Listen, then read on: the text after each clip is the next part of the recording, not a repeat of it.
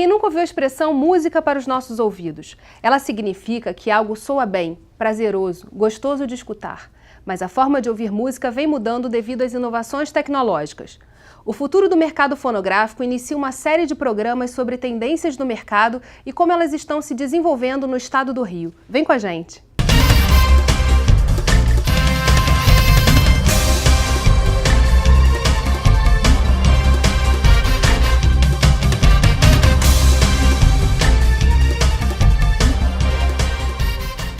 O Rio em Foco recebe o empreendedor cultural Léo Feijó e o gerente Brasil da Alta Fonte, Fábio Silveira. Dados da Associação Brasileira de Produtores de Discos revelaram que o faturamento das gravadoras brasileiras com a música digital ultrapassou a venda de CDs, DVDs e LPs. Hoje, as pessoas podem baixar suas músicas no seu aparelho de celular, através da internet e de outras plataformas e aplicativos. Diante desse cenário, como o mercado está se ajustando para seguir essa tendência? Vamos ver a entrevista. O diretor executivo da União Brasileira de Compositores, Marcelo Castelo Branco, realizou uma palestra na Universidade Católica PUC-Rio, apresentando o mercado da música atualmente, o que mudou dos anos 80 para cá e de que forma artistas, compositores e produtoras estão se comportando diante do consumo digital pela música.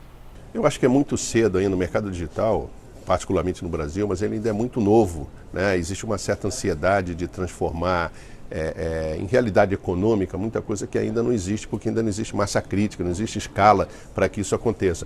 Mas eu acho que com um pouco de paciência e um pouco de sorte e bastante trabalho, acho que rapidamente, como a gente está vendo já os números que o Brasil apresenta em comparação com o restante do mundo, rapidamente a gente vai ver um mercado muito sólido, como você já está vendo nos Estados Unidos, na Inglaterra, alguns países da Europa, na Suécia, que 10 anos depois voltou a ter voltou a ter o mesmo tamanho de mercado de 10 anos atrás, a Alemanha que voltou a crescer. Se você olhar todos os parâmetros internacionais, é de crescimento, um crescimento muito acelerado pela música digital, principalmente pelo streaming, né?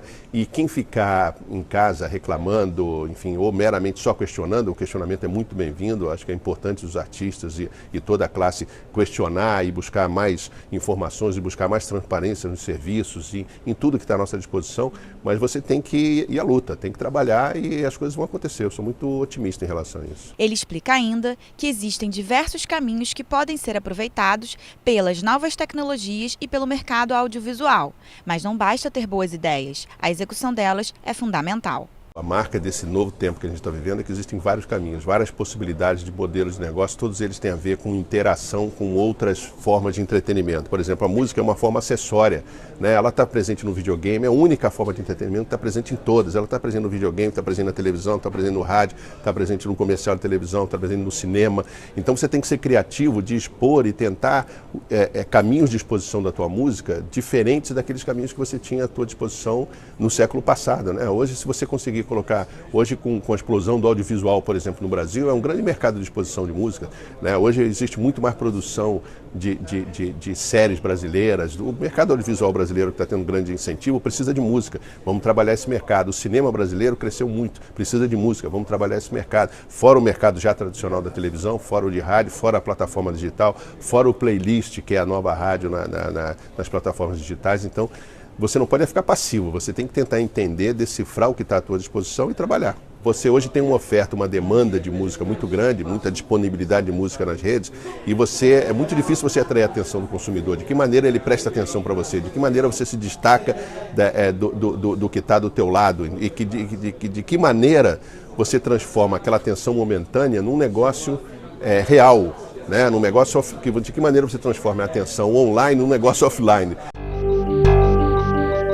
São perguntas que estão se tentando responder nesse curso que está sendo oferecido pela PUC, né? Pois é, o curso é um programa que já está na 9ª edição, então mais de 350 alunos já foram certificados nesse curso.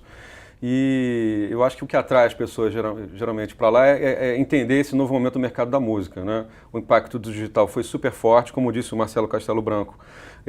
Há poucos anos, na verdade, a venda digital ela não era ainda, né, a maior parte do mercado, e a gente está vendo uma transformação muito rápida. Então o músico, o artista, o produtor, a pessoa de comunicação e marketing ou que se interessa por direito autoral está se perguntando para onde vai esse mercado, como é que eu posso me inserir nele. Então a proposta do curso é justamente essa. E ele fala de streaming. O que é isso? Como é que o streaming vem mudando essa realidade da música? O streaming ele tem, na verdade, um papel muito grande de ter dado uma grande virada no sentido da forma como você consome música, né? É um momento em que você deixa de consumir a música comprando ela diretamente e tendo ela ou num suporte físico, num CD ou vinil, ou no seu computador, no seu tablet ou no seu celular, e você passa nesse momento a usufruir dela na nuvem, né? Ela está por todo lugar. E aí nascem os modelos all you can eat de música, tudo que você pode consumir naquele universo, né? E isso é uma mudança de paradigma muito séria, muito grande, e que está impactando a indústria da música como um todo agora. Porque a pergunta que fica é como você pode ganhar com isso, né? Exatamente. Como é que você pode sobreviver de música? Pois é, você tem alguns aspectos interessantes, quer dizer, a música ao vivo continua sendo ainda uma fonte de receita importante para o músico, né, sem dúvida. E aí você começa a analisar questões estruturais do mercado de música do estado do Rio de Janeiro para entender como é que você pode fomentar a expansão, né, desse segmento para que o músico possa ter mais oportunidade.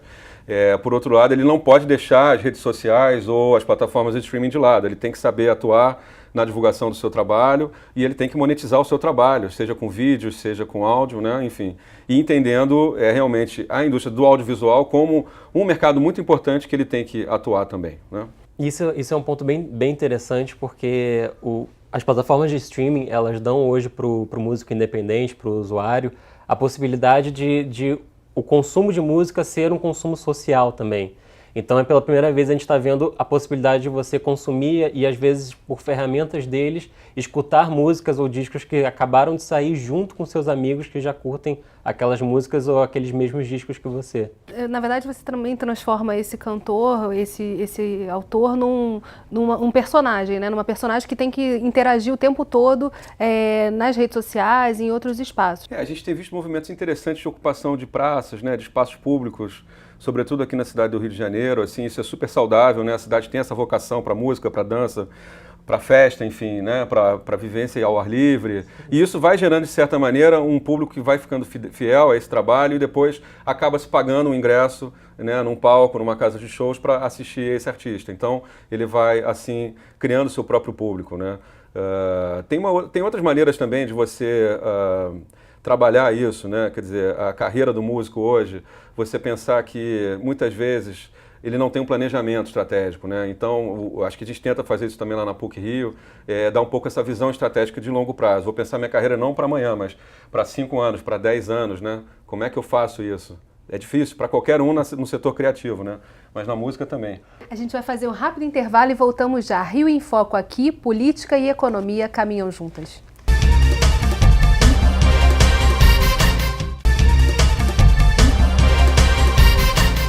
O Rio em Foco recebe Léo Feijó e Fábio Silveira. É importante entendermos como os consumidores estão enxergando o mercado da música. Quase não se fala mais em comprar CD. Nossa equipe de reportagem foi até as ruas para saber qual a opinião de jovens, músicos e aquela geração que ainda entrava na loja de discos para comprar seu LP. Vamos ver. Na verdade, eu nunca fui muito de comprar CD, assim, eu sempre gostei, eu não costumo ouvir discos inteiros, a não ser que o artista me interesse muito. Então, eu acho que o que mudou muito é que você pode pesquisar artistas de lugares longínquos, de países africanos, do interior do Brasil, que antes você não tinha acesso nenhum, você não sabia nem que a pessoa existia. Hoje em dia, se eu estou lendo uma matéria no jornal sobre música e cita alguém, eu já vou procurar essa pessoa, vou saber o que ela fez, aonde ela tocou, se isso vai me interessando, eu vou ampliando essa pesquisa e assim vai. Eu costumo vir aqui quase todo dia no centro. Eu costumo entrar aqui nessa loja 2 vezes ao mês, já levo 3 CDs, 4 CDs mais ou menos. Mas tenho costume também de baixar a música porque é muito fácil, né? Hoje em dia o acesso à música na internet é muito fácil. Tu bota o nome da música no Google, tu baixa em MP3 e rádio, bota no celular, carro, Bluetooth, tudo ajuda, né? Fica muito mais fácil para você do que ficar tirando, botando CD. Eu gosto. Acho o vinil também muito legal. Apesar de não ter, eu lembro toda a minha infância de vinil. Ficava com CD, com disco, né? LP. Eu consumo música normalmente escutando rádio ou pela internet, baixando música. Com a evolução da tecnologia, com esse novo meio de utilizar música por streaming, por exemplo, dá uma certa liberdade para as pessoas utilizarem mais como quiserem e usarem como quiserem, onde quiserem, de um jeito misturado, de mais fácil, mais adequado àquilo que elas querem fazer no momento. Eles falaram muito de acesso, né? De acesso à música, de conseguir estar perto do artista que está fazendo. Mas como é que as gravadoras estão se adaptando e mudando o perfil para poder atender a esse consumidor? Primeiro, tentando ter um contato mais direto com esse público, entender um pouco mais o que esse público busca e quer, né? Hoje, antigamente, você fazia um hit que se comunicava com diversos públicos e diversas tribos. Hoje você precisa ter um rol de conteúdos e de artistas e de discos muito grande, porque os interesses se segmentaram, né? Como na Sonora, a questão do cara falando, eu quero ter acesso a artistas africanos, eu quero ter acesso a artistas de outros locais. Isso faz com que você aumente a diversidade, e quando você aumenta a diversidade, você automaticamente começa a se procurar e formar públicos diferentes e distintos. É por isso que a gente costuma dizer que o futuro desse negócio da música, ele está muito mais com os independentes do que com as grandes gravadoras. São os independentes que, se articulando, se tornando fortes e fortalecendo as suas cenas locais, vão fazer com que isso reverbere em outros lugares do mundo também. Mas como é que isso se comunica? A minha dúvida é com as mídias tradicionais, porque você também sente, há uma dificuldade desses independentes chegarem às mídias, às rádios, enfim. Você ouve sempre muito música mais antiga ou de grandes gravadoras. Como é que vai acontecer esse processo natural? Ou vai ser só simplesmente uma mudança de plataforma? Ele já acontece agora, na verdade, né? O momento que a gente vive é esse. Como você cria um hit sem depender do processo usual de rádio, TV, que era o que acontecia. Há alguns exemplos disso sendo feito hoje e de músicas que viralizam no YouTube, em diversas plataformas. Mas é um sistema que está no auge da sua transição, então é difícil a gente entender em que pontos isso vai se consolidar mais ou menos nesse sentido. Por enquanto ainda é um mistério aí nesse momento, que como é que vira um hit, né, dentro desse cardápio de músicas, formas de fazer diferentes. O hit ele sempre foi um mistério, essa que é a grande graça. Ele nunca foi uma fórmula secreta que, se você seguisse a risca, você chegaria ao hit. Então tem essa graça do universo da música que, por mais que você trabalhe dentro da sua proposta de marketing e da sua estrutura, o hit ele sempre vai ser algo imponderável, que vai juntar alguma coisa ali do zeitgeist daquele momento e vai se transformar em uma coisa que fala com todo mundo, né? E como a gente trabalha direito autoral nesse processo? Pois é complexo, é conexo, né? Para falar a palavrinha do meio, né? Mas eu acho que, só voltando um pouco à questão anterior, essa coisa de você ter uma facilidade muito grande, de ter as ferramentas de marketing para divulgar o teu trabalho, ao mesmo tempo que isso é uma facilidade, você chegar no teu público final, claro que sem uma estrutura maior fica mais difícil para você. Por isso, talvez que, né, as grandes gravadoras ainda tenham algum peso na construção desse artista mais popular, enfim, mais conhecido. Mas é uma tendência de que cada vez a gente tenha menos grandes artistas e mais artistas iniciantes ou de porte médio. Tô certo, Fábio? Exatamente. E eu acho que tem uma coisa, uma coisa paradoxal, porque enquanto você pode falar para o artista, você tem tudo na sua mão para fazer, você ainda tem que falar para o artista, não tente fazer tudo ao mesmo tempo, porque você simplesmente não vai conseguir dar conta de ser um artista, criar, tocar, produzir e dar conta de tudo isso. E nesse meio entra uma série de serviços e de oportunidades também, né? Exatamente, como é o caso da Alta Fonte, que é uma empresa, é uma distribuidora de música, né? Uma das maiores distribuidoras de música independente hoje do mundo e possivelmente a maior da América Latina hoje. Então, o nosso objetivo é justamente esse, entregar uma plataforma, uma ferramenta para os independentes, para que eles possam ter uma gestão muito simples, muito fácil e muito descomplicada da sua música e das suas vendas online, com relatórios bem feitos, acesso à informação o tempo todo, não nos interessa não passar informação, enfim, todo o pacote para que isso facilite.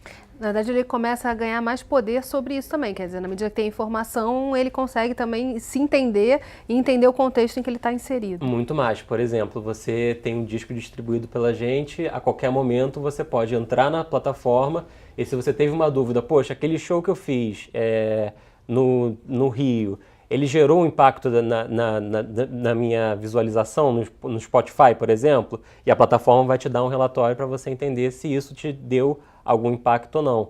Isso dá para o artista um mundo de informações, Mas é aquilo que a gente falava antes. Não adianta o artista sozinho tentar decifrar esse mundo de informações. Por isso que, fora o próprio trabalho que ele pode fazer, ele ainda depende de muitos profissionais ao redor dele para dar conta disso. Um empresário, né? Exatamente. Um empresário, um assessor de imprensa, alguém que cuide das redes sociais dele de uma forma um pouquinho mais cotidiana e deixa para ele os grandes momentos de rede social. Enfim, há muitas outras oportunidades e é um mercado que agora explode em oportunidades para profissionais de diversas áreas e diversos sentidos. Isso aí é completar que muitas vezes o músico iniciante, ele não sabe, por exemplo, que precisa registrar a música dele, ele precisa se associar a uma entidade de arrecadação de direitos, né? Quer dizer, ele precisa ter toda uma série de serviços contratados mesmo. E é claro que essas plataformas mais atuais, elas facilitam todo esse processo, né? Online você consegue visualizar tudo. E essa transparência acho que realmente é uma tendência irreversível. Hoje é uma grande questão, todo mundo reclama que toca muito, né, na tal plataforma X e não recebe por aquilo, enfim, mas eu acho que isso vai ficar cada vez mais simples e mais transparente mesmo. A gente vai mergulhar um pouquinho mais em direitos autorais e outros assuntos no próximo bloco. Não saia daí. Rio em Foco aqui, política e economia caminham juntas.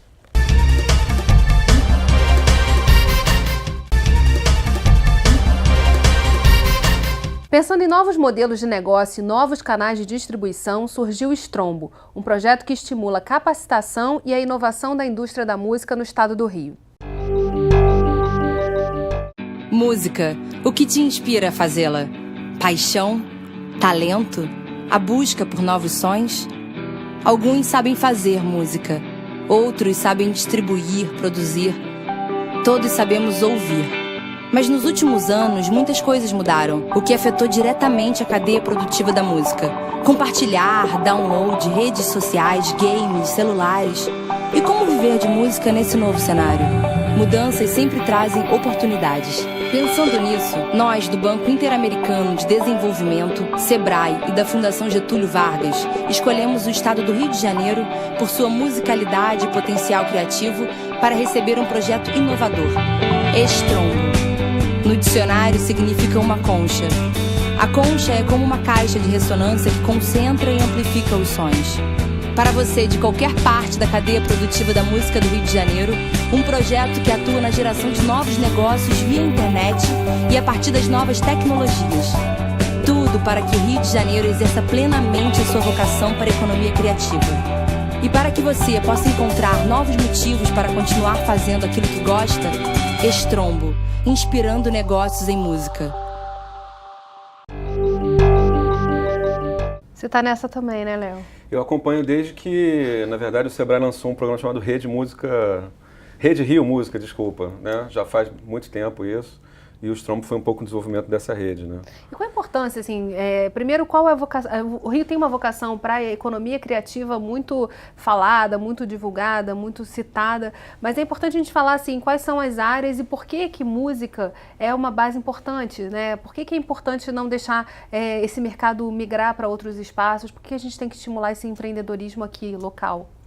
Bom, sem dúvida, né? Porque eu acho que é uma vocação do Rio, a gente sabe disso historicamente, vários ritmos brasileiros, né, surgiram aqui desde o início do século passado, né, desde as raízes africanas e depois, enfim, a bossa nova, o próprio funk carioca, né, o rock Brasil também aconteceu muito no Rio. Mas a música não é feita, né, uma economia da música não é feita só de criação artística, né? Então a gente precisa realmente olhar para uma economia criativa que permita a música se tornar sustentável.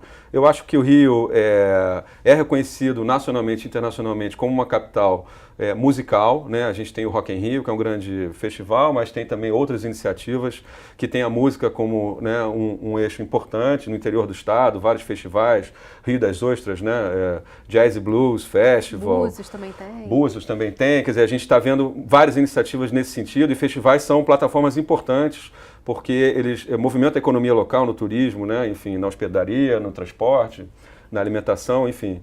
Então, eu acho que é isso. Eu acho que a gente precisa avançar um pouco mais nesse planejamento estratégico para o Rio se posicionar, de fato, como uma cidade das maiores exportadoras de música na América Latina e no mundo, e também para um circuito de música ao vivo mais forte do que ele é hoje. A gente precisaria crescer uns 50%, eu acho, para dar conta de tudo que a gente tem de criação artística na cidade. Como é que a legislação, a base legal pode contribuir para esse processo e a própria política? Olha, eu acredito que de muitas formas. Uma delas, que é a mais imediata que me ocorre, é justamente tentando ajudar e fomentar espaços de pequeno e médio porte, onde a música possa acontecer, onde ela possa, de fato, se encontrar. Hoje, o nosso maior gargalo, que eu poderia dizer, do Rio de Janeiro como estado, são os espaços de pequeno e médio porte. Você tem casas de show muito grandes, você tem espaços para eventos muito grandes, para festivais do tamanho de um Rock in Rio, mas onde a música de fato acontece, que é o espaço de pequeno, principalmente de médio porte, a gente tem hoje deficiências na cidade. Então, quanto mais espaços pudermos ter para isso e facilidades para que esses espaços floresçam e cresçam, maior vai ser o retorno que a gente vai ter, e aí as cenas começam a acontecer de verdade na cidade. E aí a gente vê o desenvolvimento de fato. A gente poderia pensar, por exemplo, em regimes de apoio aos municípios, por exemplo, que queiram oferecer isenção de IPTU para casas que tenham música ao vivo. Né? Essa é uma das ideias, por exemplo. Uma outra ideia é você pode chamar um banco de grande porte, como o BNDES, e oferecer linhas de financiamento especiais para espaços que queiram implantar música ao vivo, ou seja, com todo o isolamento acústico, equipamentos de alto nível, né? Enfim, uma série de incentivos e estímulos a essa indústria que eu acho que poderiam ser de fato estimulantes, né? Hoje, no mercado da música, você pode acontecer estando nos serviços de streaming, nas redes sociais, mas principalmente estando na rua, tocando, fazendo shows.